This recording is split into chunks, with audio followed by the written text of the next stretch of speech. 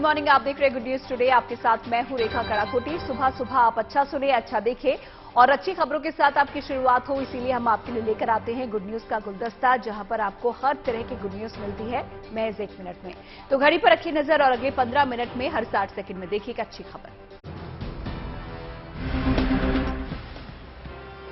Germany में प्रधानमंत्री मोदी दुनिया की सबसे बड़ी अर्थव्यवस्था वाले मुल्कों के समारोह G7 का हिस्सा बने। सम्मेलन के दूसरे दिन जर्मन चांसलर ओलाफ शॉल्ज ने समिट के खास वेन्यू स्लॉस एल्माउ पैलेस में पीएम मोदी का गर्मजोशी से स्वागत किया। ताकतवर मुल्कों की इस बैठक में अमेरिकी राष्ट्रपति जो बाइडेन, ब्रिटिश प्रधानमंत्री बोरिस जॉनसन, फ्रांस के राष्ट्रपति इमैनुअल मैक्रों और कनाडा के प्रधानमंत्री जस्टिन ट्रूडो समेत कई कद्दावर नेता शरीक हुए। इनके अलावा इस बार G7 समिट का हिस्सा बनने के लिए अर्जेंटीना, इंडोनेशिया, सेनेगल, दक्षिण अफ्रीका जैसे देशों को भी आमंत्रित किया गया था। 2022 के G7 शिखर सम्मेलन में क्लाइमेट, एनर्जी, हेल्थ के अलावा फूड सिक्योरिटी और जेंडर इक्वालिटी पर सबसे ज्यादा फोकस था।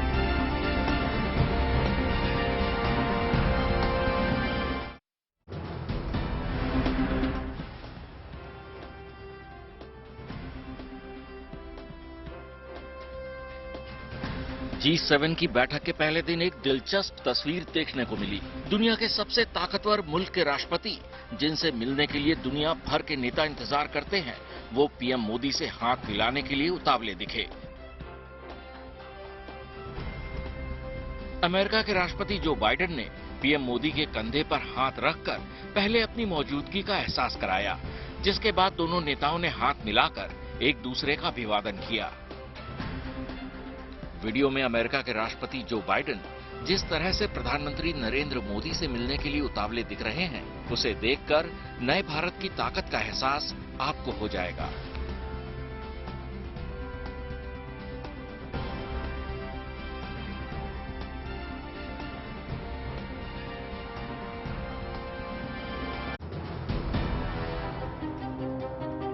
मध्य प्रदेश के उज्जैन में एक 21 वर्षीय युवती ने गांव के सरपंच का पद हासिल किया है।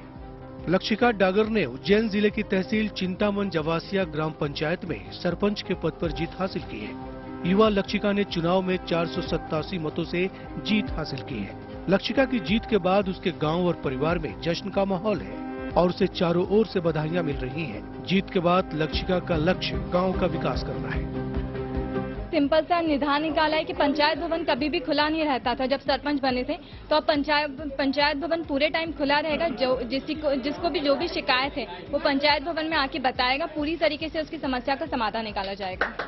लक्षिका अभी जर्नलिज्म की पढ़ाई कर रही है और उसे सियासत का अनुभव बिल्कुल नहीं है, लेकिन लक्षिका का कहना है कि पढ़ाई की वजह से उसके राजनीतिक जीवन पर कोई असर नहीं पड़ेगा।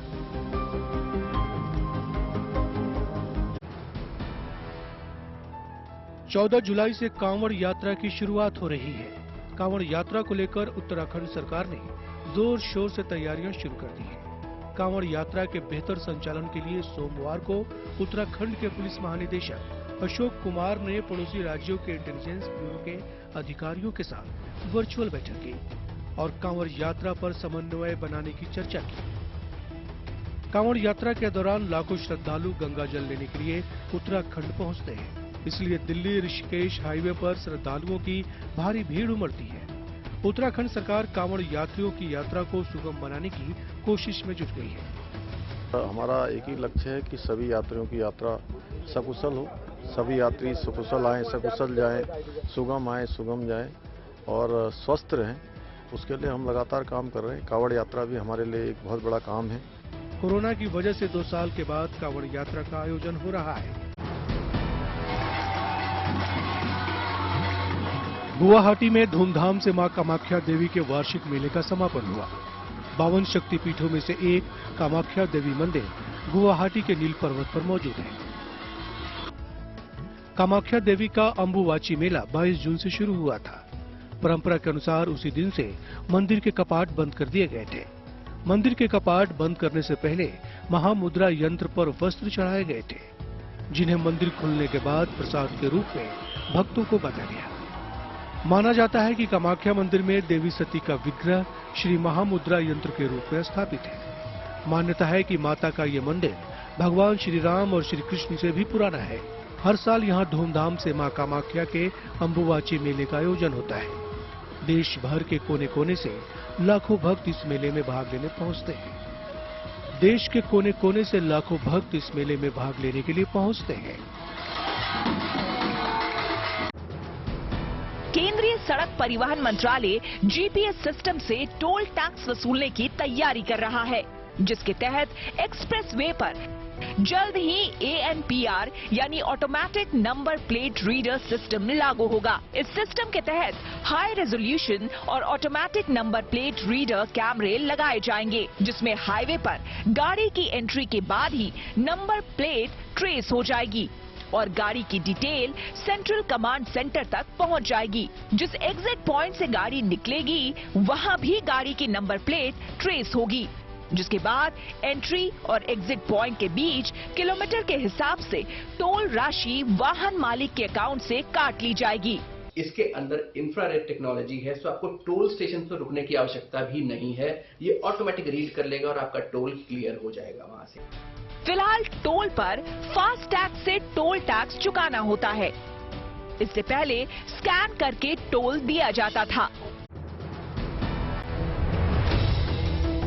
असम की बाढ़ से जान माल का कम से कम नुकसान हो, इसके लिए सरकार और प्रशासन ने दिन रात एक कर दिया है। एनडीआरएफ और दूसरी टीमें लगातार काम कर रही हैं। राहत और बचाव में एसडीआरएफ और सेना के जवान भी दिन रात जुटे हुए हैं। असम के मुख्यमंत्री हिमंता बिस्वा शर्मा भी मोर्चे पर मौजूद हैं। सेफ्टी बेल्ट पहुंचकर हिमंता बिस्वा शर्मा सिलचर में बाढ़ का जायजा लेने खुद पहुंचे, लोगों से मिले और उनकी मदद की।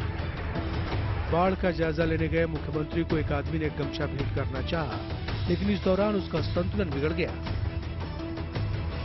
देखिए मुख्यमंत्री ने उससे क्या कहा।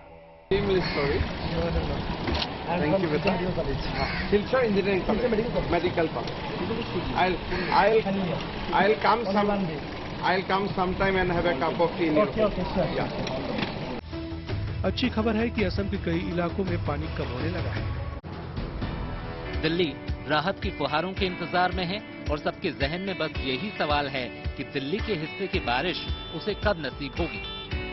तो खुशखबरी ये है कि ना तो बादल दिल्ली से दूर हैं और ना राहत की फुहारों के लिए अब दिल्ली को लंबा इंतजार करना है। खबर है कि अगले 2-3 दिनों में दिल्ली में बादलों का डेरा जमने वाला है।